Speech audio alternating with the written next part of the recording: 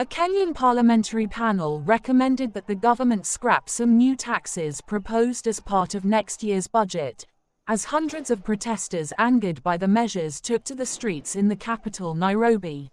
The tax hikes, including new levies on cars and bread, are the latest effort by President William Ruto's administration to boost revenue and reduce borrowing, but they have triggered widespread opposition.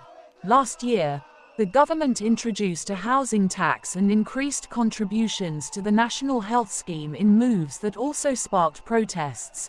Kimani Kuria, chair of the Kenyan Parliament's Finance Committee, said the committee recommended amending the government's funding bill for the 2024-25 fiscal year to remove a new tax on car ownership, higher taxes on financial and mobile phone charges, and the imposition of value-added tax on bread. Police fired tear gas to disperse hundreds of protesters demonstrating near the Parliament building. Human rights groups and the country's media council, which accredits journalists, accused police officers of using excessive force to stop the protests, including briefly detaining journalists covering them.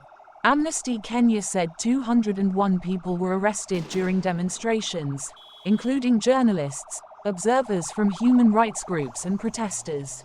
We demand the immediate and unconditional release of all arrested protesters and observers. We call on the police to uphold its duty to protect and respect the rights of Kenyan citizens to assemble peacefully, it said on its X account. Opponents of the latest tax hikes say they could harm Kenya's economy. Some taxes in last year's finance law, including the housing levy, are still being challenged in court.